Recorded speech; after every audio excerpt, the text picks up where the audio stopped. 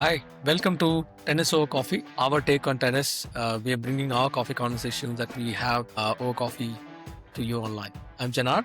And I'm Nikhil. So, last couple of weeks, many things have evolved in the direction. To start with, who would have thought, in the absence of Jack Draper, we will have a British semi-finalist, and that we, A who would have wild thought card. that, yeah, a wild card, right?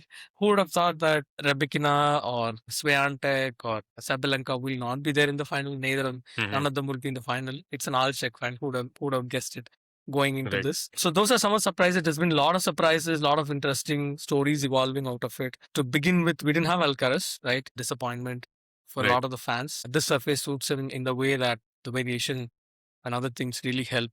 What are your thoughts, Nikhil? What did you see in the last couple of weeks? True, I think the absence of Alcaraz was very noticeable. Like the draw significantly opens up on the men's side if you don't have Alcaraz or Sinner or even Djokovic at this point, right? I wouldn't say that it really opened up a draw for Zverev because he was still in form, but it's fun to watch natural surface player do his magic on the court. So I think that is something that was missing. On the women's Yeah. side, I think Czech players have always performed well, but to have an all Czech Fair. final is Yeah. something that we didn't We see. didn't Right? expect. Czech players Yeah. are Who great was grass yeah. court players, but then yes, Sabalenka and Swiatek exiting. I wouldn't say early, but it's below what we've come to expect of them, right? But Right. it's nice to have a new champion. It really shows us the depth to the women's game there is right now with the variations that the game brings on the women's side at least. So it was a Yeah. good 2 weeks to see something new come up.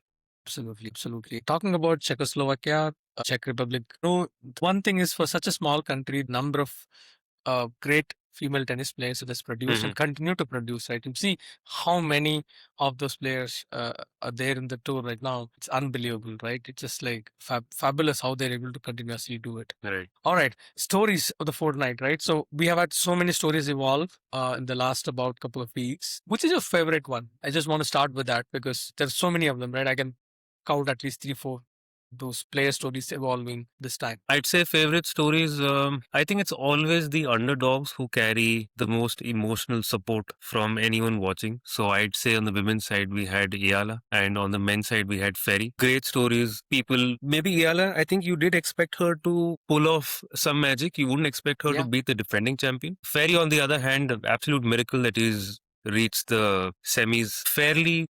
I wouldn't say easily, but he had to fight through quite a bit. But he's done it in spectacular fashion till his run was ended by Zverev in the semis. Yeah. What stories are your favorite? Yeah, the ones that didn't pan out, I'll start with those. Rublev, right, is a story that didn't pan out. I don't expect him to do a whole lot on the grass court, but then the thing that bothers me, to be frank, is that we saw that he had those emotional outbursts. He's hurting himself and all these things happening last year. And then he brings in Marat Safin. So I was like, wow, this is going to be great for this guy, right? He needs someone. Yeah, could be a good fit. So I was really expecting it to pan out throughout the clay season. It didn't happen. So I was like, okay, maybe they just, it's like takes time, right? All this relationship to come to fruition. So I was waiting for it. I was thinking grass court, he will do something that, will probably do have a deeper run. That's one story that didn't pan out. I expect that he'll probably make slightly deeper and he was beaten by Saful in the first round. Very unfortunate. The second one probably would agree with me would be the Tsitsipas story. Are you okay with it because he lost to Djokovic? What was your thought? Tsitsipas, well, it was really nice watching him when he would absolutely go after the ball, right? When he had that spark in him, like he said he did. Right now, he's split from his coach, who's also his dad. I'm not sure about what his coaching situation is right now, but I think he is still taking some time to find that confidence that he had a while ago, right? Someone like Tsitsipas who had taken Djokovic to 5 sets in the French final after having led 2 sets to love. It's the same Tsitsipas who now met Djokovic in round 2. Yeah, round 2. Lost fairly easily. And I think grass is not his best surface. That is there. But you can see the Tsitsipas is not the same person he used to be. He's taking his time to find his footing. I'm not sure if he'll find his footing. I'm not sure if he knows if he'll find his footing. But he's a very fun player to watch. I really hope he does get back into it. He doesn't seem confident at all to me. Like, the stats do not reveal that I think he had a very bad first or second serve percentage, 25 or something like that. Second serve points 1, right? And then like I don't know his racket situation. He keeps going back. He was playing with a very old version of Blade. He tried Python. He went back. So I really don't understand in situation that like whether his mind is in the right place. Whether it's fit enough. I at this point his ranking has dropped all the way to 87 or maybe below that Yes, as well. yes, So I think he's that somewhere there. Yeah. means that means troubles, right? Because you, on one hand, you players have already are figuring out your weaknesses a lot more now, and you've Right. exposed that weakness a lot more on the back end side. Not to say that you can't fix it, it's just that you're not being consistently being able to from that quarter plate. Everybody's figured it out. 87, which means that you need to get wild cards into tournaments or like that's a bad situation for him. So it'll be Right. interesting how he does. There are a bunch of ways you can think of. People have done in the past. You play challenges, you kind of get the confidence back. Winning is more important actually. A bunch Mhm. of like if you have one challenger this thing under your belt, definitely would feel different. Right. Not the first time champions go back and do that and come back. Mhm. It's not like we've heard stories of people being so. I'm really hoping, but unfortunately it didn't pan out in the last fortnight. So that's the call out here. Right. um so now coming to the positive side, right? Lots of interesting stories happen when we go into Grand Slam. That's something that I always look for. In French, we had Maya Kowalinska, who there was an interesting story. We have Arthur Fery here, which you already mentioned. What a Right. story, right? Like I told in our previous conversation, I mentioned this to you that it feels like this guy's game is kind of tailor made for grass. He lives Mhm. very close by to Wimbledon. His game is Right. made for grass. That's an amazing story. But yeah, only thing that he is going to have to kind of figure out the positives from here and have to go forward on this because we have seen a lot of this pan out for a period of time, like one Grand Slam and then maybe a couple of these things and then follow. Even story of Mhm. Karatsev from Australian Open a few years back. So, Right. but to be able to kind of take this and convert into something bigger would be really nice to see. Mhm. Because he brings in something different. So whether he'll be able to replicate it in another course, another formats, Right. and in a consistent way is something Right. to be seen. That will be a good story for British tennis to have. Right now they are really struggling for the stars that used to be after Andy Murray's gone in a consistent way.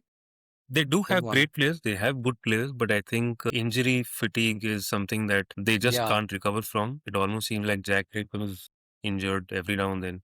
He would be the yeah. hope of Wimbledon if he had really played through. But I think he had to pull out after the very first round, or did he not play at all? I No, think he he didn't pulled play out at all. after the He round. pulled out. I think as soon as the draw was announced, he pulled out or something like that. Or just before the draw was announced, something like that. Both Right, I see. Raducanu and Draper pulled out. Yeah, it's very interesting that a lot of British players are having injuries. So it's something they need to Mhm. be, but LT need to look at carefully for Right. sure. And I hope Ferry is able to take this, like you said, I hope he's able to take this outside of just this run because he has had only 6 career level tour wins, right? It's not like Yeah, he's before had a this, lot. yeah, And correct. this run was magical. And because of his simply having just 6 tour wins, seems like it's fair to assume that it won't pan out. It's a very short time for him to actually have made to be Yeah, making consistent runs. But I would like to yeah, see it because yeah, Karatsev had done that. yeah. Karatsev Karatsev was has a done that. very seasoned challenger player Yeah, before he made his deeper runs. But yeah, but let's he see didn't. how Yeah, Ferry is able to yeah, take his counter punching and correct. take it across all surfaces. The other one on the men's side, for me personally, is Cobolli. Right? The reason I'm saying the story is because he proved himself. Like coming into 2026, he was not in form. So Right. he, towards Australian Open, I think he lost again to Ferry in the first round or second round, first Yes. round, I think. And then he kind of picked up stream. He won one of the clay events. It was Hmm. in great form to kind of impress him to get us into the final all the way. Right, Yes. really had a good run. And Hmm. then coming into grass, transition naturally into grass. It's just like amazing to see. So Kabali, we have spoken about earlier as well. I feel that he's really maximizing his potential, maximizing the how he plays the game. So it'll be really interesting to see this young chap, another Italian in the mix, who can do great things. I still feel that there are some game strategy level improvement that the team needs to make. I think I already Hmm. mentioned it to you in one of our discussions earlier. I feel that he is he's a great player, but you also need to bring in the variety that is needed to be able to adapt and change. That's what we saw in the quarterfinal where he lost to Ferry. What a run, man! What a run! Like to be good, like you even I would say if you the way you start the season and then how you end up going into win like this the fight. the final of a Grand Slam, and then Right. continue the run and then do quarterfinal, right? For it Right. in a completely different surface. I think he's a player to watch out for. I'm actually really looking forward to the rest of the year. He has done great things. He won the Davis Cup last year for Italy. I Yes. think he's a player to watch out for sure. I agree. On the women's side, I think Yala, you said, yeah, I do agree. Great run. Again, she beat Swiatek, but my main picks, right, in the women's side is definitely Osaka, Naomi Osaka. Mhm. She beat Sabalenka, right? And what an amazing. So leading up to the grass event, she played a couple of them, and then she, she did really well in Bad Homburg, if I remember correct, and had to pull out at the last minute from that tournament. Mhm. I think, sorry, not the last minute. She had to pull out in the final because of some kind of injury against Muchová. And the destiny has it that you have a rematch with Muchová Right. After having beaten Sabalenka after and having beat really Sabalenka. Yeah, right. yeah. So we'll come to that match, but yeah, but the streak that she has started for various reasons significant, right? One is that Mhm.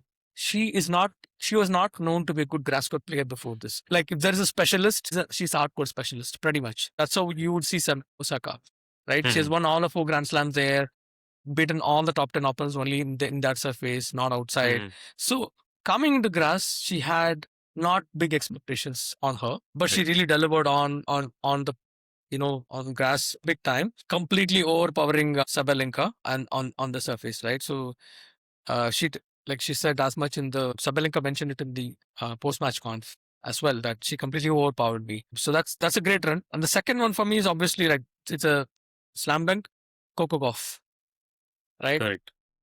She didn't have any rhythm coming in like from French Open. Also, she lost slightly early, I think, and then she goes into grass. I know that she came into prominence getting into the quarterfinal in grass when she was I think 15 or something like that, very, very young, right? Right. But then ever since she didn't have such a great run here.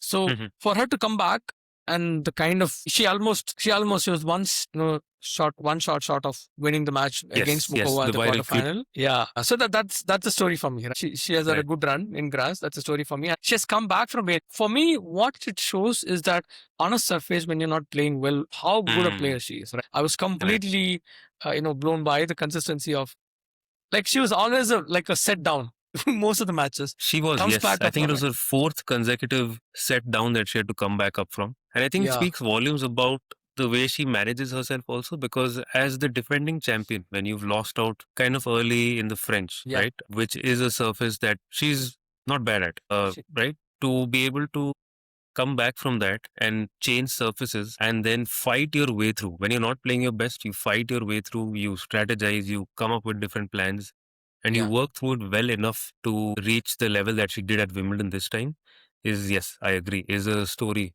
that Yeah. we could all appreciate. What's your hot take on the missed the viral thing that um the drop shot choice on a simple forehand that could have won Man, the hot match? take. See, I Do you get have it. one? Like, Yeah. I mean, I get it. Like, see, if I think we could all agree that her forehand was not working, right? The whole match, it was very easy for Muchová to just target her forehand over and over, and she would just loop it, and the ball would land well behind the service line.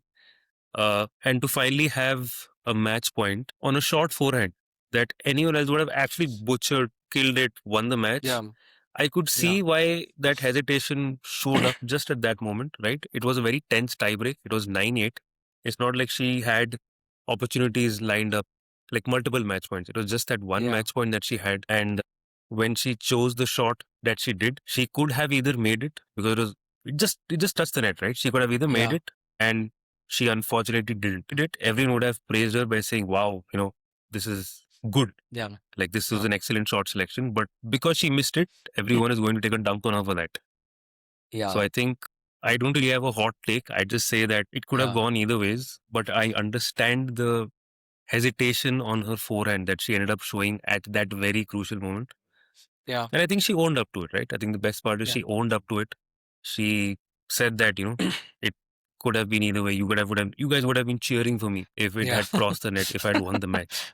Yeah. Yeah. Yeah. No one would Yeah. have questioned the shot then. I think the thing is that I completely understand her defense, right? Hmm. But the thing that what we say is that as what everybody is saying It's not that, don't try it. But the thing is that what's the high percentage shot on that, right?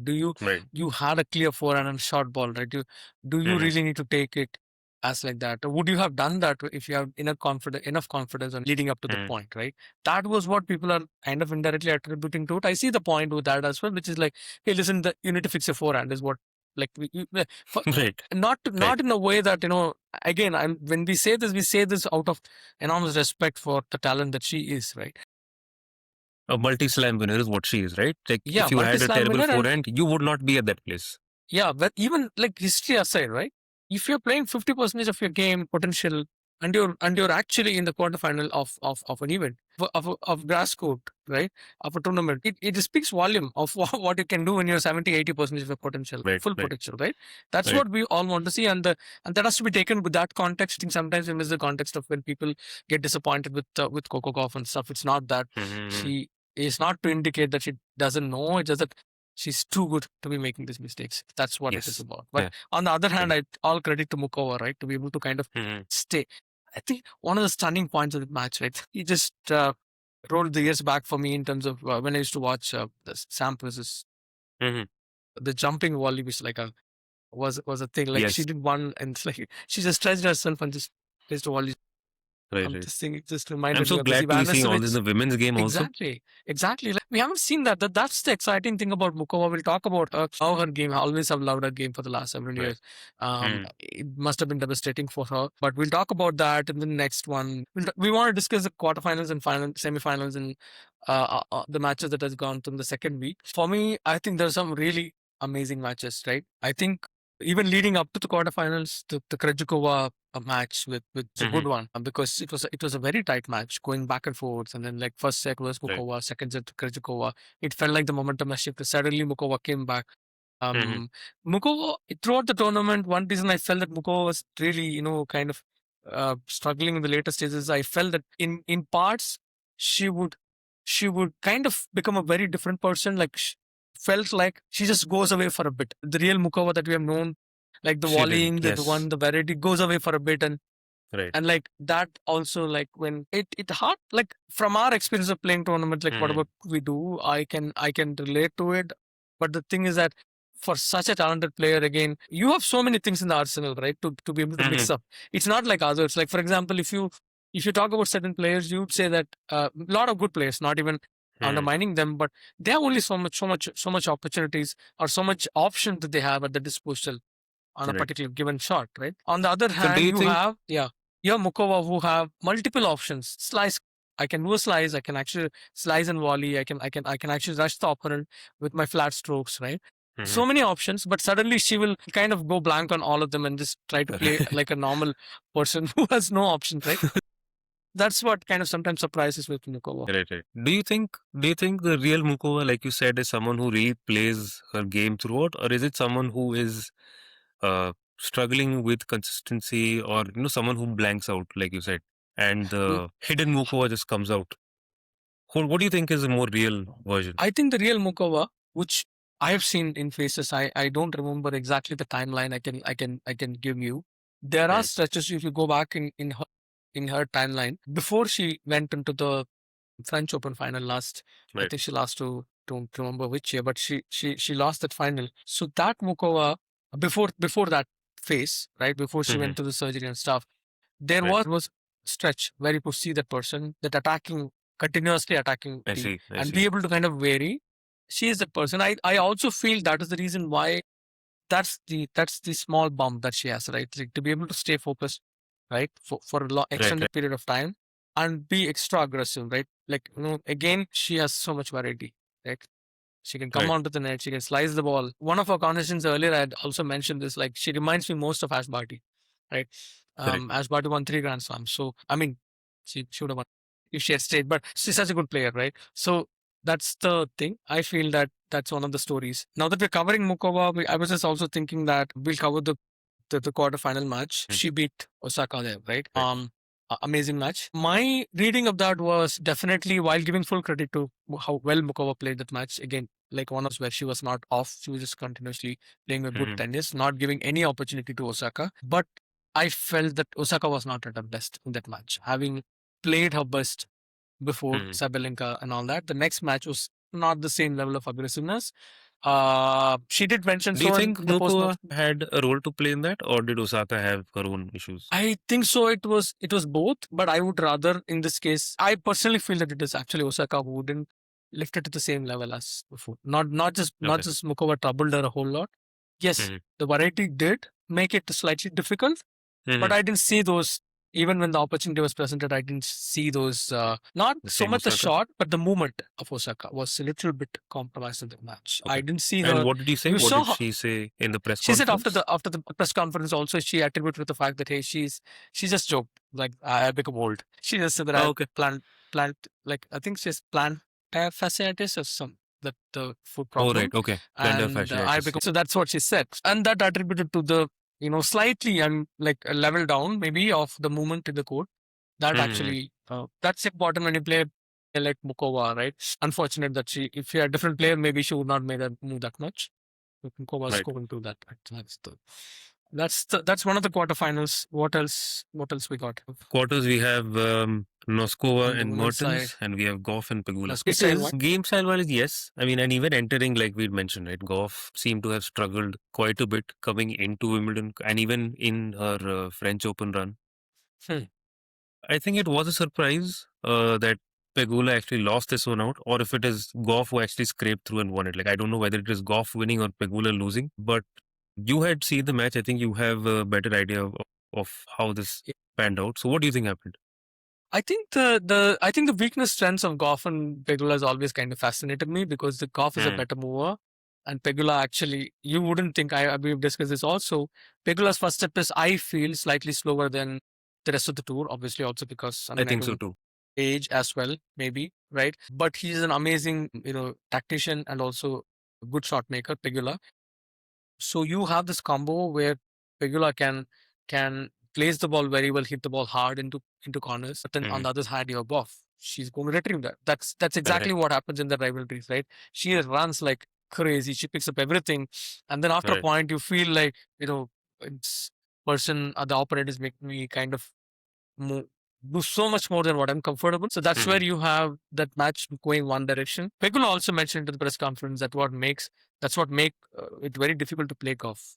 Hmm. But very unfortunately for me, in the matches sort of things, right? Like Pegula on a different, like with a different player would have, in my opinion, should at least on the surface would have gone to this year at least, would have gone to semi-final, right? For sure. Right. But then you have I think she hits the relatively flat, so her game relatively flat. does Suits suit the grass, surface. right? Yeah. It does suit the That's what surface. we were expecting, but not to be this time. The other one, I think the other one is Nosková versus Nosková Mertens. Mertens? Yes. Mertens. I think you had some insights into the match last time we spoke. I haven't watched Yes, a I whole think lot of Mertens off I late. think the insights came in also in Mertens' previous match. Hmm. And who did she beat on that? I think while we find that out, I think what I can say about Mertens is that she's also, I think, an older player, right? She's also not someone whose movement is like Goff. She's not someone who can like stretch and lunge for Yeah. a lot of shots. But from what I could see, Mertens does very well redirecting pace. She is a great pace absorber. And I think Hmm. Nosková tended to struggle a little bit in bits and pieces, especially like trying to close out the match because Mertens able to get one more ball back in, right? You'd expect a very hard shot that any of these hard hitters hit to not make it back that easily. But Mertens almost looks like she's prepared early. She's in position for that shot and she gets it back in, which is what I think made Mertens a hard person to close the match out against for Nosková in the second set. It went to 7-5. I Yeah. think Nosková had opportunities early on, but Mertens just got the ball back in very easily with a lot of finesse and just, redirected it and made it Nosková play that one extra ball, which Yeah. is usually what ends up drawing errors from the opponent. Yeah. The scoreline is 3-6, 5-7. Nosková won, but Yes. but the match was actually towards the later stages was actually like tough. Not as easy as it looks, right? For Right, right, Mertens. right. By the way, Mertens played and won against Boskova, another Muskova, Czechoslovakian. yes. Boskova, yeah. Right. And also, I think she is the one who beat Rybakina in the third round, which is why I felt she does great with pace. Like on a Okay. surface like grass, when pace really Yeah, helps correct. you She on beat. serve Correct. and on your ground strokes, she was able to Correct. pick her That's enough. she wouldn't blast every ball like you'd see a lot of players doing now in the modern game, but Mhm. she would really pick the shot that she could go after, and otherwise mostly redirect it and get some angles, redirect it kind of flat. So make it difficult Yeah, for the other person to play that harder shot again. So I think correct, she correct. did that very well. And credit to Noskova as someone who also hits hard to Mm. have managed that finally and close it out. Yeah, I think that's fair. I think the one other quarterfinal that was very interesting was which are the other ones? I think mostly it is around It was Kostyuk. Kostyuk. Yeah, correct. Kostyuk was who did she play? Kostyuk had not Kostyuk so played difficult Paulini. match. Oh yeah, Paulini. Correct. We spoke about that. That was also an interesting one. Yeah, the matchup again for Paulini is a little bit hard in that one because Kostyuk is a very heavy hitter of the ball. Paulini Right, actually right, she is. it's hard for it to counterpound to the pace. So that was a thing. I expected that as well. Full credit to Paulini. She has had tough matches Mhm. coming into this thing. She had played well. She defeated Iala Yes. pre-quarterfinal. So that was a good one. Coming to the coming to the men's side of quarterfinals, we had really, some of the, obviously the elephant in the room is the 5.5 hour match. Yes. So let's talk about that. What are your thoughts? I think you caught a bit of that as well, right? I did. I think going into the match, the expectation would be that since FA has a great serve and a +1, the target would be his backhand, right? Because his backhand is something which is inconsistent. Like overall, Yeah. he's improved his consistency in the rest of his game quite a bit, with his backhand being the obvious laggard. So I'd expect Djokovic to go to his backhand very often, which he tried to. But in the 4 sets that they played, I think FA would find a way to avoid getting into this backhand trap, and he would kind of successfully let um, Djokovic ditch that game plan. Right, so Djokovic had to do something Yeah. else and not simply stick to attacking his backhand. Yeah. What are your thoughts? How did you see this go? Yeah, I actually had the same thought. Actually, we had this WhatsApp chat going from Hmm. back and forth before the match, and you were asking what is your thing going with the match. I said simple, right? Djokovic is going to continue to attack if he is backhand. Right. But then when we got into the match, we realized that okay, it's not working, and Right. Djokovic, being Djokovic, he just figured out a different way to kind of go through the court. And again, this is the thing, right? When there is so much pressure, when you get tight in the fifth set, again he started pounding his backhand, especially towards the tiebreaker. It started falling apart a little bit, and that's where he drew the errors and things like that. For me, I actually had a 50-50 going into the match, and that's how the match also played out. Not because of anything disrespect for any of them, just that I felt that Djokovic had four set matches before this, right? He And did. if you see off late, one of the biggest problems that he's had in the Australian Open as well is that he had time before, like a last set retirement and then one withdrawal before the quarterfinals leading to semifinals. Yes. That Right. gives Right. him the kind of the gap for him to play the match and do well because physically you recover very well, right? But here, Hmm. after those 4 sets, I was just thinking that okay, it's going to be hard. But man, I was wrong. This guy just went for Miracle man five and a for half a hours. Yeah, reason. miracle man, correct. Plaster amazingly played, right? The pace, how well he paced himself, and the kind of strategy changes.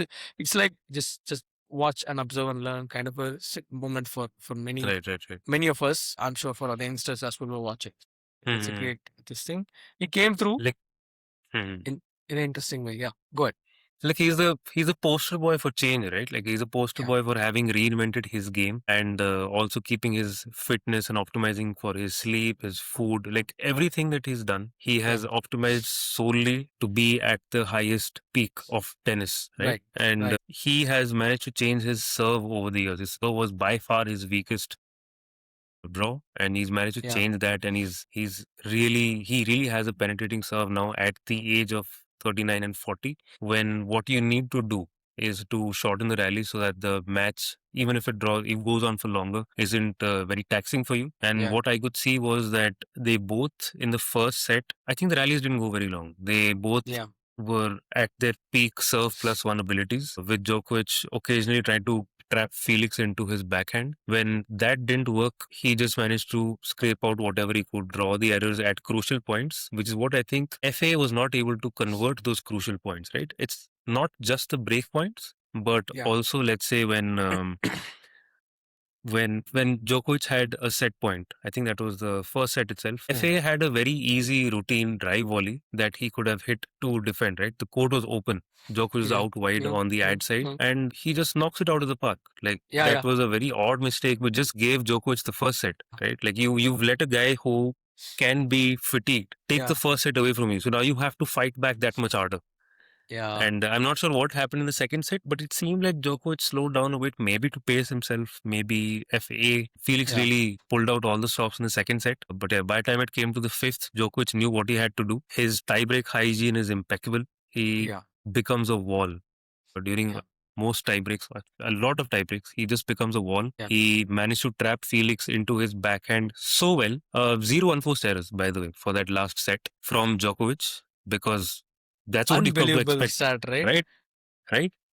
Fifth set, like you are playing, you're nearing the 5 hour mark, and the fifth set tiebreak, and you've pulled out all the stops, and you have no unforced errors for the set. Unreal. Like I Yeah, don't know how unreal. the guy does it, Yeah. but clearly Just it took got a a toll glimpse on of him. got a glimpse of what he is mentally, right? Like we have not seen this kind of a game from in quite some time, I feel, because we've seen other kind of things. He beat Sinner in a particular way in Australian Open. Sinner's level was Right. also a bit down. So that's a different kind of a game. But this one I really liked it because you see this kind of either depending on which camp you are in, hated Right, or right. loved, right? I was in for a while. I was in the other camp, not really hate, but like I was in the like I'm a self-confessed Federer fan, so I always looked up past Djokovic as an opponent. And when you really look at it without that lens, you see what great a player he is. Strategies that change. You can learn a whole lot from just watching that man play. It's thing. And other important for me in the quarterfinals, one of the biggest things that I was thinking it's going to be a hurdle for Zverev in quarterfinals to beat Fritz, right? In spite of everything, in spite of the Right. fact that Fritz didn't have a great run leading up to This whole year, he has actually. some injuries, he has a whole year.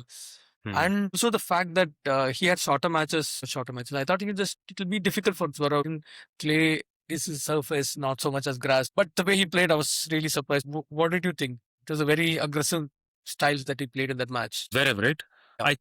I think winning the French has unlocked some kind of like he feels freer. Like I know Yeah, we've not correct. come to the finals yet, but one of my WhatsApp texts to you was that Zverev was running around his backhand. This is the first time I've seen him do it. Zverev ran around his backhand all the way to the sideline to take a forehand inside out, right? Now I know it didn't work. That ball was out. But the fact that Zverev was willing to attack using his forehand speaks volumes about how his mindset and confidence has changed simply after winning his first slam. Yeah. Right? Yeah. I think it has really opened up something in him. And I think owing to the fact that Fritz has also not had a great year and Zverev having finally won his first slam, I think on paper, Fritz also had won the last 6-7 matches that they've played. Yeah. Across, I think, all surfaces, whatever surface they've played in, He's Fritz been a has had the formidable upper opponent, hand. correct. Right? And he's won quite easily. I'm not sure a lot of matches went to even 3 sets. Yeah. But it was just a clean wipeout this time. So I think it's just Zverev's confidence at an all-time high. I don't know how else to put this. Yeah. I think he has won the last, 6 matches on, Halle, Stuttgart, the tour finals also, and then US Open, Wimbledon. So it's like 6 matches he lost to. Yeah, I totally agree with you. That's exactly what I also thought. He said it in the after winning the Roland Garros. Zverev mentioned that nobody can take this, right? And like it frees you up. If you're like from the time you're small, your only dream is to kind of win, like to win Grand Slams, right? And then you win your first one. You waited for so long, you came so close, you were 2 sets up against team. So with all the history, right, he has been bogged down now. Suddenly he is a different player, right? He just comes into grass and plays. It's nobody's business. He has not made very big inroads into grass, right? So he played. I think Fritz's match in my mind also was like very clear. See, you might have the confidence. You might think that I'm going to play. Nothing matters, but when you see the result, it feedbacks into the confidence. The success feedbacks into your confidence, saying that okay, I've beaten this guy, right? So you could see that in the next matches when he played. He played just coming into semifinals. Also when he played Fery, it was quite obvious, right? Fery defeated Cobolli in the quarterfinals. Like the last set was 6-0, right? It felt like, I mean, we even had a chat about this, where you said that, hey, is it going to be like, I also felt that if you can pull something out like this, we all of us felt that it's going to be Zverev, but the fact that Ferry is able to win 6-0 against Cobolli meant that he will have that stronger this thing. But how Zverev was quickly able to shut him out, Right. especially after first set, he had like literally, it felt like the match was only going one way, right? So it was quite lopsided. Right. Because he's hitting mixers and everything. Mhm. That is what now Zverev is made of these days. We'll come back Right. to the final and talk about that a little bit more. Yeah, that's Right. what it looks like. The semi-final match, I think the epic match, great match, not an epic match, but a good match between Sinner and Djokovic. 3 sets. What are your thoughts? How did it, like, what did you learn from it? What was, what stood out for you? So I wasn't able to catch it fully, but the score just reflects the Sinner that we hadn't seen for this tournament at least. Yeah. He wasn't firing on all cylinders. But I Mhm. think what happens is when you play someone like Djokovic or when anyone plays someone like Alcaraz or Sinner, it tends to bring out the best in you. And Yeah, especially yeah, when you have the 3 or 4 top players going at it with each other, it brings out the best in you, right? That's why the big 3 are right, the big 3. They right. attribute their success to the other 2. Yeah, So I think absolutely. when Sinner plays Djokovic, Sinner knows no matter how he's played, he obviously This is had the better. upper hand coming in because of the very long match that Djokovic had in the previous round. Yeah, But Sinner is Sinner, right? Sinner knows he can't give Djokovic any leeway because Djokovic is the master of having a plan A and a plan B and a plan C and yes, a plan D, right? yeah, And while we say Sinner is the version 2.0 of Djokovic, yeah, we're yet to see whether Sinner is able to pull out more than a plan B or a plan C, right? You're yet to see yeah, the yeah, variety that Djokovic can simply bring in, or all the yeah, different game styles that Djokovic can bring in. But having yeah. said that, I think Sinner did a great job at neutralizing everything that Djokovic threw at him. What are your thoughts? What did you see? Yeah, yeah. I think, yeah. So basically, I completely agree with. I had the same thought process around how Hmm. he, until then was not playing his best tennis. Suddenly, you go into Hmm. the match and you're like, okay, the guy's back, right? He's Right. like, his forehand going the first 4 rounds of this thing was horrible. He had made so many mistakes, right? He Hmm. was just hitting things like framing and this thing, hitting things wild. So many unforced errors on that side. Come Djokovic, he just feels like I can hit wherever I want. Like it's the same thing that you're seeing with him, right? One thing Hmm. that stood out for me was that for me with Sinner, the movement is paramount, right? It is always there, Right. but the way he moves and hits the shot kind of tells you whether he is playing his best tennis or not. That's what I look at it in terms of, right? It's like a dance, right? In a way that Hmm. it's very unique to Sinner in a way, I feel. That's why I really like him as a player because he stands out. Even when we talk, even the Alcaraz conversation, what stands out for me from Sinner is that his ability to move, slide on any surface and hit the shot with a pace Right. that is like this, like same as if you're static and hitting the shot, right? That's what. Right. Yeah. So Yeah. when he's starting to do that, you know that okay, this guy is back. He's fine. He's free of injury. His mind, like he's confident. That's what it indicates to me because that's how he generally plays when he's. That's uniquely his style, right? So that's what Hmm. we saw in that match. I still remember in the. So he had one break point. I mean, this is like in the entire match, like you're playing Djokovic. I mean, like Right. your one break point, right? Whatever said and done, right? You should like ideally you will have more with Djokovic. That's how even the best people have kind of suffered that thing, right? Federers and Hmm. best servers have Right. always he has always had access. So that is one stat. And then the third set, I saw one amazing point. He has been sliding throughout. He's been hitting, sliding, drop shots, picking up, and things like that. There's Hmm. one shot right at the back of the court. It's a brown patch. He slid to Okay. his backhand. It was hit with full intensity. Flat shot from Djokovic. Slid all the way in the brown grass. Took the ball. Hit it cross court. I think it was either a winner or the next shot he finished off the point. So Right. so when he's playing like that, I do not think that it's very hard. Like that's exactly what Djokovic said in the press conference that he is a level or two above me, right Right. now. Not Hmm. because of the not the, it's mostly because when you are playing a player who's like so much younger to you and you're 40, 39, like your body actually doesn't have the same level of pace to like to move and like things like that. Right. And Sinner can make you do that right from one side to another. That's what It's kind of Djokovic made the getting a difference. taste of his own medicine, right? This is what Djokovic Yeah, had done all these years. yeah, When you for all slide these onto your years, backhand, yeah. right? That's the Slide reason onto your why we call backhand, correct. That's the reason right? the generalization that you made, it's a shortcut to kind of talk about Sinner. Like, oh, Sinner, you have never seen him. Think of him as like a better version. It's not necessarily entirely true. The games are different in slightly different, like nuanced Mhm. ways. Like you said, the tactician, the Djokovic is Right, right. definitely Sinner. It's not. I would say even the return of serve. Sinner is amazing at it, but Djokovic had a very different kind of a way to do it, strategically Yeah. speaking. There was a Block, fear surrounding yeah, Djokovic's return of serve, surrounding right? Djokovic. Djokovic had an aura around his return. Aura around, right? Sinner will probably take a cut at it. Djokovic will probably push it and then play, make it more difficult, so that then gets to you, like what happened in Wimbledon 2019 with the great Roger Federer as well, right? It plays in the back of your mind, like this guy, like at least with Sinner, like okay, if he's not in the form, he's going to take a cut at his second serve and miss it. But Djokovic, he would give you no such joy, right? He would just say, okay, I'm going to block into a corner or in a place slightly deeper, so they're going to make trouble. That is the thing. But yeah, coming back to the semifinals, that was the epic one. And then thoughts on the Fery versus, I think we already covered the Fery and Zverev semifinal as well. On the women's side, there's some interesting ones, right? Which is your, like, did you catch any of those? Did anything stand out for you? Right. I think we also mentioned Muchová versus Gauff that had happened simply because of Gauff's missed opportunity. Correct. Yeah, right. correct. I think we covered a part of the match there. But yeah, from what I could see, like the obvious tactic was for Muchová to I wouldn't say pummel, because Muchová is not a hard hitter, but to simply play the ball to Gauff's forehand, right? And I could see Gauff really struggle on her forehand. Like there were balls dropping in well behind the service line, and that was very routine. And maybe Muchová also felt a bit tight. It was a three-setter.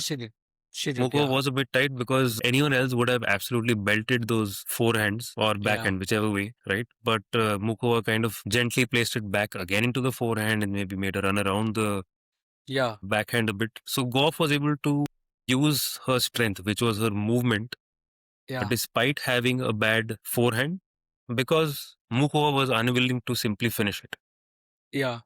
I think also I felt that towards the end of the match where she was missing those things, she was just stretching a little, but maybe there's some kind of discomfort there as well. So that could also be a factor in the whole thing. But for me the best, the semi-final that actually I noticed is that where I really liked, which I really liked, was the other one. It's not as popular opinion. I think everyone is talking about Gauff versus Muchová, but for me, Nosková versus Kostyuk was actually an amazing semi-final. The scorelines don't indicate it. 6-4, 6-4, or 6-4, 7-5, 6-4, 6-4, I think. If I remember correct. Kostyuk played really well. That's the thing about, that's why I really like Nosková. I'll talk about this when we talk about the finals as well. I like Nosková as a player because of how she plays the aggressive part of the game. When you're in rhythm, she doesn't let up. And you wouldn't think that, like, hard hitting, like both are hard hitters. Both Nosková and Kostyuk are hard hitters. They hit the ball very well, right? In critical moments, to be able to match it with the placement, with the depth that is required at critical moments, is something that I really, really liked about her. Both the times when Kostyuk was serving for the set, not serving for the set. So it's like down 5-4. Kostyuk is serving a 4-5. Sorry, 5-4. Kostyuk is serving to equalize, and then she'll break both times. It was, I think part of it is also, I feel, again, here I'm going to say something that may be controversial. I feel that Kostyuk really need to work on emotional mental aspect of a game for the potential that she has, the power hitter that she is. Again, we spoke about this a little bit before we got on the call about how to handle in the context of, let's say, Rublev or Sabalenka, for example. You need to figure out a way to harness your frustrations into focus. That's the thing that you need to really do, because tennis is a brutal game. There's going to be one winner at the end of the, like, of 128 people who played the game, who entered the fortnight back. There's only one sinner who can go with the trophy, right? So it is frustrating at times. You will not play the best every time. There will be variations on it. Opponents will frustrate. The second time, I'm seeing Kostyuk getting frustrated. In French Open, it was Andriva. Wind, another thing, she got so overwhelmed by it. Lost sight of the fact that she needs to kind of dig in and figure out a way. That part is missing for her. That's what I felt. She got so emotionally carried away. There has to be you need to figure out where your best throughput of emotions is. How do you channel it, and then try to play that emotion as much as possible, then handle it. Like Sabalenka does it very well, right? She plays with a particular level of intensity, emotion, and then when she chips her down, she just pumps herself, right? Your grunts become this thing. It works for her, right? she thinks that she's going to bring the tiger that she is out. But I feel that in Kostyuk case, it's actually working the opposite. It's not really helping her. So that's something that she should. But otherwise, a great player. She has had such a good run in the last about 3, 4, 5 weeks. She has lost 2 matches precisely, right? Yeah, Last she 5, 6 entered. weeks. She entered the French Open having won Madrid, if I'm not One medal. mistaken. Yeah. She won Madrid She has and she lost had beaten no match on that Andreeva in the surface. process. Yeah. She beat And then Andreeva in in the the French, process. she lost to She Andreeva. lost to Andreeva. Yeah. So that's an amazing run. But yeah, unfortunately, she not to be in the final. Right. I think it's far easier said than done to be able to regulate your emotion, right? Because I think that is what has defined the greats. That is what separates the greats from everyone else. Is Yeah. that when the chips are down, when things aren't working, you either buckle up and focus and come back to what your game is, or you figure out a plan B, plan C, right? Yeah. And Yeah. we've seen only a couple of masters of the game to have done that, which is why I think I think it's probably one of the most difficult things to do in tennis is to be Yeah. able to maybe detach yourself from the results or regulate your emotions with so much control and mastery that it simply doesn't bother you that you're not playing well or the environment is against you or if the crowd is against you. I think it's a lot harder to actually put that into practice than it is to Yeah. just think that you'll do it. Fair point, but just that I felt that, especially, I think the Wimbledon, I would still think, okay, that's fine because she handled fairly well after as well. But French Open for me was a glaring thing. It's like wind, you can't do much. You have to figure out a name. Right. But fair point. I think it's definitely easier said than done, right? When you're really so Right. passionate about things, that's fine. All right. No, I mean, you are a professional. I think the expectation is fair that you should be able to do it. But at the same time, it is a because really it's going to difficult thing to be do. harmful. If don't want it to be harmful. The whole process of being a pro is that you eliminate things that actually kind of prevents you from reaching your goals, right? Right. That's the thing. So that's why, from that perspective. But what a final we had, Nosková and Muchová, right? It's a fitting Yes. final. This thing, at least, definitely not a one-sided 6-0, 6-0 kind of a final, right? Like what we had last year. I'm really glad it was a definitely a nail biter. And what are your thoughts? Did you catch any of it? I know that you're playing your UTR at the same time as well, ill-timed UTR. But what are your thoughts? I did catch some glimpses, at least the highlights. I tried to see like if I could catch the highlights of a longer match, some longer highlights. What I could see was that Muchová is inconsistent, obviously, but she has her flashes of brilliance, right? Like you mentioned. Her strengths, I think, lie in being able to generate angles because she's not someone who plays with a lot of pace all the time. She plays with some variety, she plays with angles, and she thrives on being able to move the other player around and then get opportunities that allow her to maybe get an open court, right? From what I could see, what Nosková was doing is she would kind of bluntly put it back near the center. So she would neutralize Muchova's strengths in being able to generate any angle and at the same time not get an overcourt or not generate any pace. Very briefly in the second set when Muchová had her comeback, right? I think Nosková was up 5-3. 5-2. 5-2? 5-2. 5-2, yeah.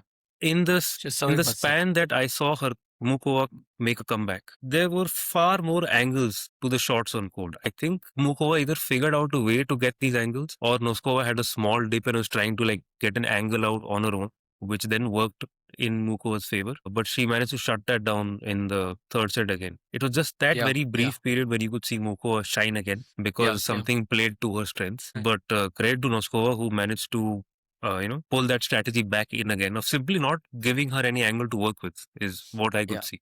Right? What did you think of it? Yeah, one thing is, right, we're talking about the mental aspects. This is where I feel that we have seen a player who I really love to watch and continue to watch in Nosková, right? Because you generally see players who have run for 7 days and then win like 7 fortnight and win slams fall off because they had certain momentum. But with Nosková, I've seen throughout that she is a player who's capable of resilience. First of all, she's somebody who is a great rhythm player. When you give her rhythm, she's going to kind of keep she's going to run over you, right? That is one that she established it very clearly. You saw the Kostyuk match, you saw the match before that. Doesn't matter how good a player you are, the moment she is into the, you give her the right kind of ball, she's just going to kind of run over you, right? That was very clear. But in certain matches, we have seen that she has the fact that she was down 5-2 and then she was not able to close it out, whatever it is. So many things going on in your head. She's 21, right? She's like, we talk about young players. She's quite young, right? And for her to kind of say that, we talk about Alexia, she's probably the same age, 20, 21. Yes. The part of the story that really surprises me was that every time she had done that, she'd also shown the other side, which is the resilient side of it, right? I still remember watching the third set. I was like, she's tossing multiple times and holding the toss back, right? She's not even able to, sometimes it happens to all of us, right? Your arm gets tight, for whatever reason, you're not able to even get the toss right. So but to be able to come back and say, okay, no, it doesn't matter. I'm going to kind of figure this out, right? For a long time, even the beginning of third set, she was quite nervous, but she dug in, like, kind of eliminated distractions, dug in, and then didn't let go from that point on, right? Amazing player. I've been like, she beat, again, Pegula in one of the run-up tournaments. He quits Germany or Berlin, I think. She came in winning Berlin. Germany. Berlin. Like she played one match. She didn't need to play, but yeah. Anyway, she is an amazing grass court player. I'm really looking forward to watching in other subjects as well. Very good personality from where I see. It's like calm, composed at the same time, can be very resilient, right? Yeah, talent for sure, right? I'm just rooting for her. That was the women's final. Now, about the men's final. So yeah, Zverev versus Sinner, like we thought 1 and 2. After all the drama, it's like seeded number 1 seed versus number 2 seed, right? Right. So what are your thoughts? I think you heard a few things. I know that I caught the match late on replay, but you watched it. I was very impressed by Zverev's aggression. I think his aggression has been, like I mentioned, right? His confidence is renewed, and it's not even renewed. I think his confidence is just at a new high now, right? He used to be confident, but he would choke away these matches during the semis and the finals. Yeah. His confidence is now at an all-time high, and I was extremely surprised by how he was playing, right?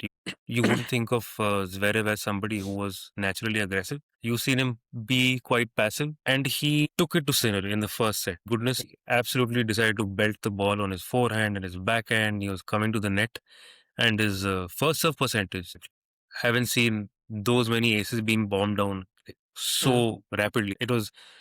He was serving at 131, 135, 36, and the ball would hit the corners. Like, it's not even like the ball's coming to Sinner's body, right? So he precise, would pick his spots. It would be very precise. And he managed to really play a lights out first set. And very oddly, I would see Sinner slip more often than I thought he did in his previous matches. It would be simple shots, right? Sinner would slide in, Sinner would come into the net, and or Sinner would just simply change direction, and you would see him just slip on the court. Like, it almost felt like Sinner hadn't quite found his footing yet, and despite that, he managed to take the first set to a tiebreak. And after that, you could still see Sinner not find his footing as well as Sinner to be the gazelle that he is on the court. But in the second and even the third and even the fourth, felt like Zverev went back to his passive shot making. Like, I thought I saw a loss in aggression, right? And that may have allowed Sinner to get back in. And we all know, once Sinner is back in, he's it. He's not somebody who loses focus. He's not someone who'll just give you a game. He went for it, and he just ended the match quite easily. Yeah. What are your thoughts? Did you see the same pattern? Did you see something? What I saw was, I think that I completely agree with on the forehand, how he started hitting with, it's like we do not remember how, when I saw last Zverev hitting this kind of forehands, right? I remember one forehand down the line. I'm like, this is Alcaraz forehand. Somebody actually, one of the commentators said it's straight out of Del Potro. I'm like, okay, that's going too far. But I don't know anybody who was hitting forehand like Del Potro. But the one, like, it was a very Alcaraz kind of a forehand, right? It is in a way he was like kind of asserting his authoritativeness on the match and saying that, listen, I am a Grand Slam champion. I'm going to just expect this from me types, right? And right. Definitely, the first set he was actually very good. He had a break point. I think Sinner kind of slipped out a very easy forehand again break, but the Sinner actually kind of didn't play the same aggressiveness later, like the rest of the set. And then the tiebreak, I think tiebreak was also very close. I think it went all the way till 10 or something, if I remember correct, or something like that. And then he lost one of the points again, a simpler one to kind of give it. Sinner lost the point to give it 2-0. Second set, actually, I thought at the beginning Zverev was playing very good, right? Until the tiebreak again, right? The tiebreak suddenly, just before the tiebreak, Sinner was his body language changed. He started getting aggressive, a little bit more aggressive in the game style. Yes, I did see that. And you see that as soon as he did that, suddenly, see, this is one of the things that we often talk about. People, for us, who are like recreational players, don't necessarily understand fully, is that you can always question, like, why can't you just play, like, without showing your emotions, pumping yourself up or something. I think it's extremely important. People who know, who play regularly would understand this, that you need to kind of feed back energy in a way that you can assert yourself. It makes a difference, right? The way you would play the next point, because you are in such a that's how it works, right? So that's why pros do it. Suddenly changed, and he started returning serves at 135, 136 first serves. And I was making first serve returns, right? Suddenly the thing changes, right? It's just a small switch that you just push yourself through a little bit more. Suddenly things become possible, and then he won the first second set. Going into the third set, you see that. So once that happened, the opposite happens with Zverev, right? From a body language perspective, his shoulder started drooping a little bit, right? What happens? He tries to put. I mean, Zverev really has actually matured, right? See, from there also, he was not like letting it through, like okay, I'm done. He was fighting because he really wanted to win this. But it's when the third set, he has the first break point on Sinner serves. By the way, one break point he has on the entire in the third set. The third set, right? And he couldn't capitalize on it. Sinner comes back, wins it, and then he actually wins the rest of the set as well, right? So.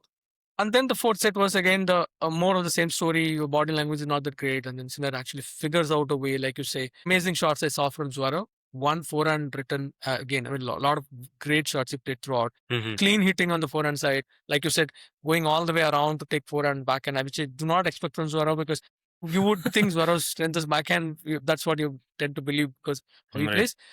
He hit one really great return of serve winner from outside the tram line. The serve that is sliding out, the slide out wide that Sinner does. I see. Took it and hit it straight down. Thing is like such a fabulous winner. Which is a very not Zverev thing to be able to do. Not Zverev's stroke, right? Yeah, not Zverev's shot. Not at all. Here's the thing, right? We always talk about what my take on that match was. Important one would be that we always talk about Sinner and Alcaraz, improving each other based on how they play. The big three, we spoke about that as well. Right.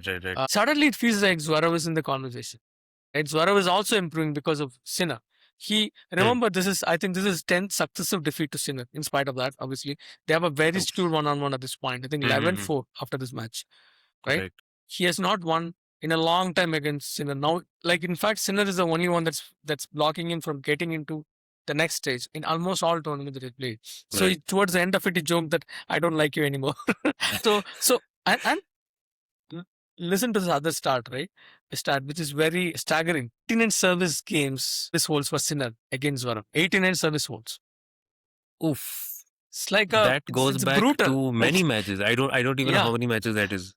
Yeah, 10 matches is like There's probably 8. There's probably 7 or 8 matches, right? Yes, I think so.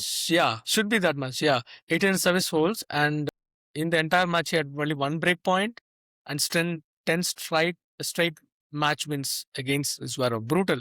But to Zverev's credit, it was not looking one-sided like some of the other matches were, right? It was actually a tough match. But again, I think the matchup is so.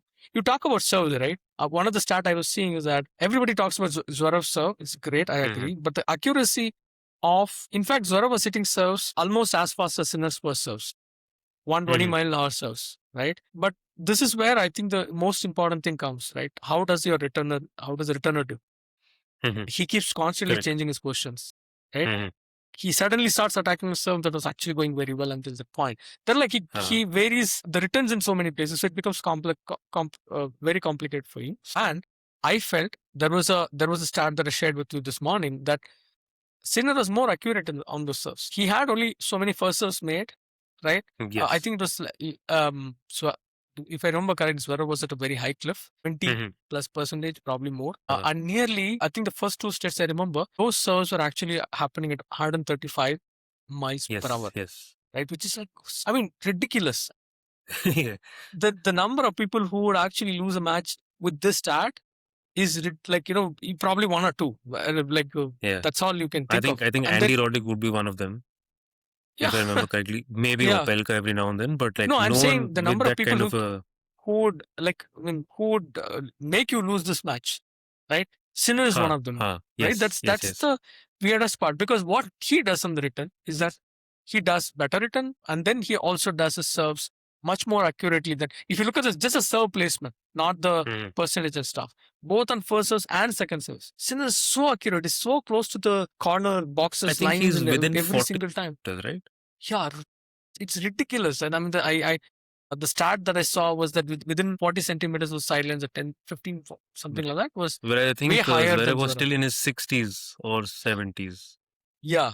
So that's a So good now 20 what you got centimeters is difference, right? correct. There's your positional advantage, your pace advantage, but then the other guy has a positional advantage. He's actually putting exactly where he wants, right? Right. So that's a very different ballgame altogether. But yeah, it has been a memorable final. Any parting thoughts on any of this before we move on to our goats for the next episode, for the next part of this podcast? No. I think we've got it all covered. Right. I think we Awesome. can just move. Yeah, amazing. So basically, before we go to the goats part of it, I have this one. There's a segment that I want to kind of do called talking points. Right? What are the things that you heard that are interesting? Mhm. So I'm going to kind of. This is a kind of a fan thing for me. For like, I love Andre Agassi as well as a Mhm. player. So I Yes. love listening to him more than, I mean, obviously I love when he played, just watching it. Right. But he is an absolutely brilliant commentator. What do you think? Some of the gems that he said on the air, amazing learning Right. experience. Bring it on. Like I love listening to him when he's talking about tennis. I like listening to him when he's talking about his journey that he's had to go through, even as a player, right? Yeah. When he's had his ups and downs. No, He had his interview with Andy Roddick on his podcast, and the way he would talk about the internal battles that he had to push through and then overcome, and then finally see tennis as just a game, right? And to be able to be in your head and then get out of it and see the world a little differently, and also be able to see what was in your head. I think that perspective is very rare to come by, and he applies it to large parts of the game. Anything that he has to say is so nuanced and it is so insightful, and he manages to do it in very few words, right? So he really yeah. gets to the core, and his anything that he says, I am all in for listening to it. So what do you have? Yeah. Yeah. So yeah, likewise, I'm a big fan of Agassi because of his insights and how he Mhm. played the game as well. So he had lots of interesting things he said. Like, one of the things that he mentioned is that I noted down a few. One is that Mhm. one thing that I didn't know, I don't know whether you knew about it, is that he said that it's not just about where you stand on a written position on a serve for somebody is Mhm. not about where you're comfortable or what the speed of the ball is. It's also Mhm. where your opponent is serving from, standing and serving from. Mhm. You have to square up from how he's standing. So you see someone like Linda standing very close to the tee, Mhm. the separation, and then Right, opening right, and right. serving. Then with him, you stand square up in a different way compared to, let's say, somebody who's standing slightly wider away from this thing, because the Mhm. geometry works like that, because the ball is going to travel like that. In retrospect, think that this should be something that everybody should be teaching in academy, right? That's the kind of point he brings up. Very nuanced, right? He say it in the passing, saying that you square up to your server rather than Mhm. positioning your expecting the ball. You simply square up to your server when you stand. So that's another one thing Mhm. that he said. And then he said lots of interesting stuff about one thing that got want to take your pick your brains on this. One thing that he said that got my attention, and that there was a reply from other podcast also on this, is Mhm. he said, of the two people who can Alcaraz and Sinner in this current generation, the only person who could really play in this generation with the kind of pace being generated and stuff like that Mhm. from Agassi's generation was Marat Safin. So he didn't say Sampras, he said Marat Safin. So people had mixed opinions, like there were different opinions. In fact, Safin himself came on a podcast and refuted it, saying that not necessarily kind of thing, very Uh-huh. Safin thing to do. But Very happening. He won't really put out much. yeah, It's of just a course, he's best a very guess. yeah. So What are your thoughts? Do you think that he said it in a particular context? I also went and commented on that thing, like, on X also, that it was very contextual because Safin had those long levers and then he can play well from both sides, like hit big Right. balls from both sides. So from that Right. perspective, I do believe what he said is correct. Like he would have been one player in this generation would have actually matched. Hard to say. Yeah, it's always going to be Right? difficult. It's very hard to across say because generations. it's always difficult to compare generations. It's almost an Yeah. orange and apples Yeah, situation because the game has changed so much. Surfaces have kind of evened out. Yeah. The ball speed has reduced. Your racket tech is slightly different from that era, right? So you never Yeah. know how they would have squared up against each other. Also, given that Yeah, movement is far better now, right. That's right? true. Players actually work on movement, work on fitness. And during his era, I think would have had great movement. He's a huge guy. He's 6'4", right? Yeah. He had great movement and he could really belt the ball on forehand and backhand and had a serve to back it up. I'm not sure quite what his return stats would have been, but I wouldn't go as far to say he would compete with Sinner and Alcaraz because even back then, I don't think he was considered a complete player. He did have some errors in his game. I mean, one of the most glaring errors would probably be his mentality and his mental strength. Like, I don't think that was what he was known for. What he was known for is maybe, yes, the force that he could bring in. He had a big game. But I think Yeah, it's fair the to say that context. he wouldn't Yeah, the probably chop context up. But I'm was not sure about correct. what the context is. The context was only about the back and forehand, like the ability to kind of take a full swing at it. If you look at some of the Right. players, like for example, Sampras, a single-handed backhand, he will never take a full swing at the backhand most of the times. Like Right, it's like not very effective on the backhand side. He had a good serve, he could still this thing, but then you have this backhand. So it's from the context that even Agassi, for that matter, didn't have. He had a good backhand, but it's not like a full swing, like a really hard hitting thing. Just kind of. So from that perspective, what he was saying is big levers, and then be able to have a big game on both sides is what he was pretty much saying. Not in the context of, oh, no, you will beat, not like that. So that was the thing that he said. He brought in a lot of interesting comments.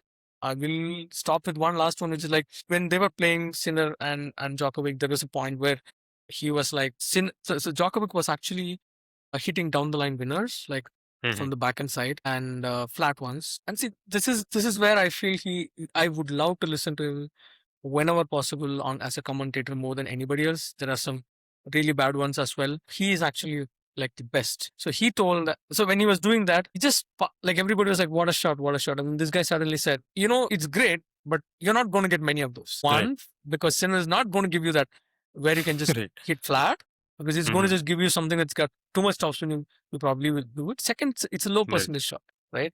How many will you make? Right, you will make mistakes. So if you are actually thinking that's the thing, that's the play, that's not going to be the only way to do it because you're not going to get. These are some of the things that makes a lot of difference especially for players like us, right? It is the basics, but that is true even for the pro players. And when a pro himself comes and says this, you understand the game a little bit better. It's about him eliminating how to look at the game in a different way, right? So just looking at it as winners and unforced errors. To say when Zverev was playing in the final the final match, he was saying that first set he said that he had more enforced errors than Sinner in the game, right? And on the forehand side as well, a few more. And he said that if he had not made those unforced errors, right, he would not have the the courage to go for a winner in the last, like in the tie break, right? Like during the clutch moments, because you've done that, you know how much you have to get farther, shorter, what adjustment you have to make is when you're able to do it. So those nuance points, I think I'm a big fan of. That was something that call out to Agassi, one of them. For me, the biggest the interesting bite that I got from this entire last 2 weeks is like Djokovic. I think they were trying to close the roof quarterfinals with Félix. He got limit about it. And there is a quote from him. I wrote it down. I said, it says, "You're too proud of your rules. You don't follow any rules. Are you? You're too proud to actually stick to them. Stick to them because they were closing the roof much early. Yeah. So where instead of closing despite it, both players objecting to it, right? Both players objecting to it. So that was a thing. That was like completely Djokovic kind of a thing to say, right? And was it a very Wimbledon British thing to do? Yeah, it is. Or at least a posh Just Wimbledon don't, thing to yeah. do. I mean, the way it was presented also to the thing that we are sorry, we're polite, but then we are too proud to kind of even have you ask questions because we are. I don't like that. I mean, they still listen to players, right? Both of them wanting the roof open, right? And you have good 45, 50 minutes to go, I think, right? They would have played a Yes, they set. close it Oh, far I mean, earlier come on. than some of the other rounds. Yeah, why? I mean, make up your rules. That's what Djokovic was saying. Make up your mind, right? The other day they closed close to like 10 minutes before the thing, and now you're Right. saying that you want to close 45 minutes before. Which Yeah, way? which is a Like, good set. Right? yeah, it is a good set. So that was the thing. I found it extremely hilarious that he actually said it in the camera captured everything. So the whole moment, very interesting. All right, that's kind of brings us to the one last aspect of what I want to talk about, which is Serena's comeback. We haven't actually spoke about it, and then a couple of things about what is next for Djokovic, kind of a thing. A quick discussion we can have on those. Serena, do you think she's going? She I know she played one singles match and then lost it, 3-setter. Fine. Do you think she's going to play both? That's the thing that I'm interested in. Will she play US Open singles? That's the question I also had. But I think someone like Serena won't simply enter Wimbledon and play a warm up event thinking that she will maybe, feel it out and decide if she wants to play the next few tournaments or at least the US Open. Right? I think when she's entered Wimbledon, she's done it with the mindset that she will continue to fight for slams till she finally calls it quits. I don't think this is just a let's feel it moment. I think Serena being Serena, she wants to play at a higher level. I see. Back again. So I am thinking that unless injury prevents her, she will try and play the US Open to the best of her abilities. Could be singles, could be doubles. But I think I think it's in her mind that she wants to play. Makes sense. I think, yeah. I mean, my guess is that she wants to play. I understand that, but she needs to be, she needs to definitely have more warm-ups for sure. Like, I think that could be my take on based on what I've seen so far. Not helping with the warm-ups, right? And about Djokovic, what do you think after the semi-final loss? What are your thoughts? Do you think that? I mean, again, I don't want to. Again, there's so much to learn just from watching the guy play many times.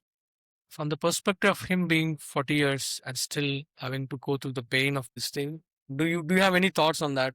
With Djokovic, I think it's safe to accept that the 25th elusive will probably be that way unless the draw opens up for him completely and he doesn't have to face anyone who's like this rising up and coming, right? Like in the French, he faced Fonseca, a great match, right?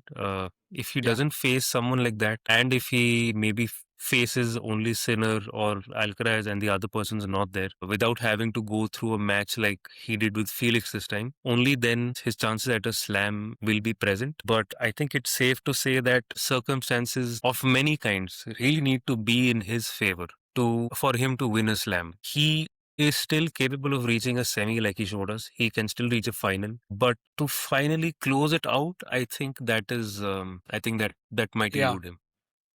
Yeah, I clearly see that why even the press conference has become very evident, right? On the one side, we have always seen Djokovic to even himself, his identity is that I am actually somebody who will break limitations, right? I'm going to push myself, whatever it takes. I'll go through this, and I am the person who's going to kind of go through the limitations and become better and better and better. The stronger the obstacle, the more I'm going to kind of push through, and that has been his identity so far. Federer, Nadal, he did that every match. It has been like that with him, right? And now he's facing a duality where the body is really not prepared to play at that level. It doesn't allow him to play at that level. He was physically fit in this thing, but you cannot rise the level same way somebody who's 15 years younger to you can actually do, right? That's the reality of it, right? I think that so he is facing this duality that, right, should I do this or should I continue to fight for it, right? He has to settle that, and that's what he told in the press conference afterwards also, that it just nobody is pushing me to play, it is just me, right? And you find it extremely hard to not do that because that's what he has done all through his life. He plays an obstacle, he will figure out a way to come through. And now he's hitting not just the obstacles. He know that he will someday will be able to beat one of these guys. But then to be able to do so, how long should I go on? That was the question that I think he was dealing with. For me, one of the biggest life lessons for me is that even at this time and age, for him having played so much, people still kind of, even the press conference, they ask questions like, hey, do you still think that you can win this? I mean, it's disrespectful. Also, the fact that you always have naysayers like this in life, right? Even all of us have, right? Like many times we ourselves are kind of like that to ourselves, right? We'll constantly be Right. saying no to ourselves in so many ways. So it is a big eye opener for that. Even Djokovic, after 24 Grand Slams, I have to sit in a press conference and somebody's gonna, after he did like just played a 5-hour match and won against somebody 15 years younger, you still have to go through that question. Hey, do you think you can consistently, right? It's just a big thing for me to say. People are always going to count you out, like wanting to count you out in some way, right? That was a eye opener for me. Whatever you do, however successful you are, somebody's going to come and say, "No, I don't think you can do it." Right? I think it's And I think that is what has fueled him for the larger part of his career. Exactly. Right? And he uses it as a fuel, right? That's the best part. And I think now the difference is that the obstacles have now become more internal through his body rather than something external like a booing crowd or like it's a lot more the crowd is internal not booing him anymore. They all love him now. They all love him. Yeah. It's about time. Yeah. It's quite late. Yeah, it helped in 24 Grand Slams. Better late than never. Yeah. All right. So one final thing. How did your UTR go? I know you played. We both played. This weekend. How did it go? What are your thoughts? I think my thoughts are more for the general public looking to like us as rec players. I think what helps us be better is not simply to go out on the court and find your forehand and find your backhand and see if your serve is working that day. Match play is very, very different. So what I realize is that I can play my best tennis when I'm rallying with you, for example. But when I'm playing a match, what am I supposed to do if that doesn't work? Right? Like we can all have days when forehand is not working. It's a shot you're particularly confident in. Like what happens when that isn't working, right? What do you do? Do you try to remember that, it was working very well yesterday? What is happening today, right? So it's about the frustrations that you mentioned Kostyuk needs to go through. Like fundamentally, these frustrations are universal, right? When something doesn't go your way, a very natural instinct is to get frustrated by that and maybe double down on it and just crash out. But I think what match play allows you to do, at least on rec level, is to see the game a little differently, play differently, and just try to, it's more mental than it is physical, if I'm being honest. And that's what I could see in this tournament. I would like to play a lot more simply because it opens up new avenues of thinking about the game. What were your thoughts on it? How did you feel? Yeah, mine was, I suffered through the first one. You had some tough matches. Yeah. Not as much, but you had some tough matches. So for me, I'm coming, like, I wanted to kind of put, like, now that I'm just kind of exiting my startup and I'm doing something before I want to take up something, I want to kind of, like, I've been passionate about playing. We play regularly. So I want to kind of see where do I stand in terms of what can I do on the court? Because like, you can do whatever you want, but the match play is different, like you said, right? So you have to figure out, you have to problem solve. So that was the aspect I was putting to test there. For me, I think I realized that I get too anxious on the court when I don't have so many variables that I do not really know. The court was different. It was playing very different when I went in there. It was like an oven sort of thing. It didn't have much circulation. It was an indoor court, but there was not much circulation. First match, I completely kind of got overwhelmed by those things, and then I lost. I think in retrospect, I kind of look back and look at the mistakes that I've done and corrected. Second match was brutal, like you said. Like the guy was really hitting with so much topspin and pulling me out wide, and it was a close match. So it took me that much time, and then I realized that, okay, now I have to play slightly differently because of the court and because of this thing. And then the last match was much better.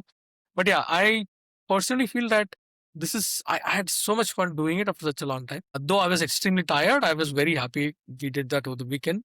Looking forward to doing more of those, given that, like, again, maybe every month I'll play one. That's what I'm thinking. Maybe 3-4 matches of UTR. That'll also motivate me to kind of become much fitter. Maybe will be a better tournament next time, hopefully. Yes. I think I'll let you know when one comes by. Sure. We'll go. All right, man. Nice one. Bye-bye. Okay. Bye-bye.